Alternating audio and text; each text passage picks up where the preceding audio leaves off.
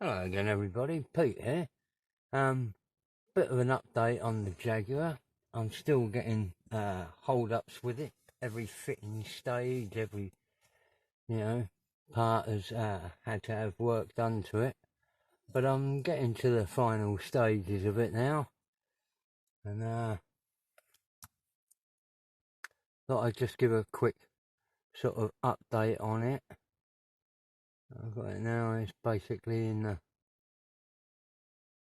the final sort of paint and that. I've been doing all the chrome trim on the thing, and that's led me to having to do the bumpers and that again, because the chrome paint I was using just didn't come anywhere near close to the shine of what I'd been using around the window trim. So I've redone the bumpers, shake, and the grille. That was quite a trial, because it's a rather intricate load of shapes to get round. There you go. That's that, really.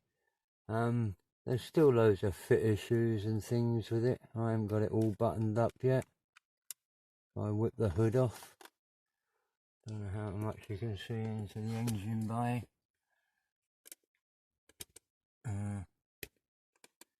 Not making it all too dark. Got all my plug leads and everything else, hoses for the radiator wired up, and carb linkage and all that. I suppose it's quite visible in there. A lot more activity than there was originally. I'm quite pleased with how that's turning out. Like I said, I had trouble with it, all the glass and that. A lot of the space is being taken up at the moment by bare metal foil. But the windscreen is by far the worst. I haven't put the back screen in, or these two side screens in, and as you can see, it's not totally down on the chassis yet. Well, because I haven't totally put it together. I'm still fanning around. So there's still a bit of a gap down that side of the windscreen. I might try and take that out, or see whether I can, I don't know what about it. There's a bit of a gap underneath the windscreen, but that shapes up as the body curves around the firewall. The panel in between curves, and that will take that up. I'm not too worried about that until I actually lock the body on. As you can see, the paint's turned out fine. Got a reasonable shine across there. Find something to read. Is there an image? Got a reasonable shine on that. And the same on most of it, all of it really. Paintwork turned out quite nice. Read that card. Should have prepared something to shine against it. Anyway, like I say, I've got all the trim in there. I just got to hook up the seat belts. Mr. Spencer sat inside there. Like I say, there's a lot of fit issues with everything on this. My foil back the headlamps and that. There you go. A few more hours of work will wrap this up.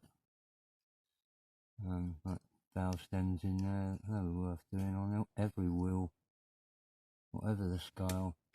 Anyway, that's that for the moment. If I just quickly clear this lot out of the way, I'll come back to the other point, which was a new group build being hosted by Dan at 6T's. I do hope I don't break anything. Dan at 6T's, and it's using a Ukrainian kit of some form.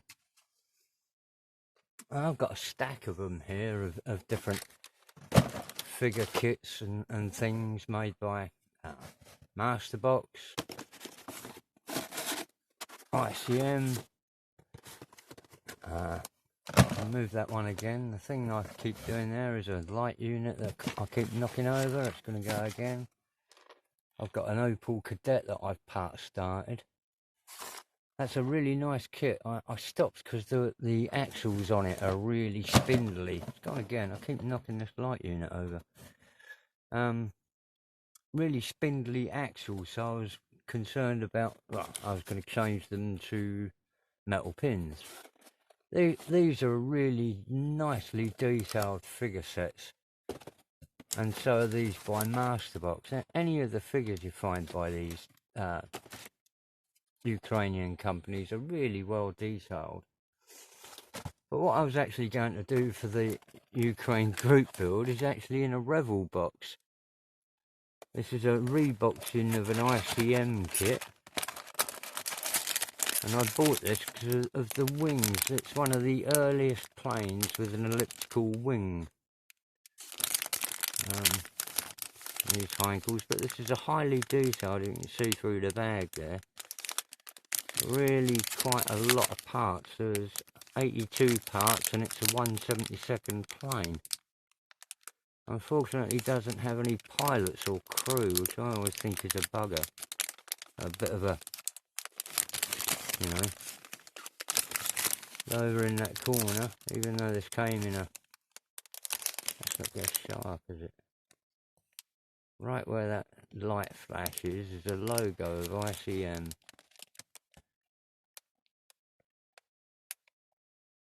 Come on. Right, nearly wants to do it, doesn't know what it's doing, does it? There you go. Ah. So Revel didn't even bother changing the screws, it just came in a bag and stuck in a different box. It's a finely detailed model aeroplane. So that's really what I'm going to do, is I can do this, ignore the Luftwaffe paint job and go for a racy style of silver and with blue and yellow stripes, I think. In a sort of racy looking view, because this held some speed records and that when it was released in the 1930s. Before World War II, before Pearl Harbor. Anyway, that wraps that up. Thanks for watching.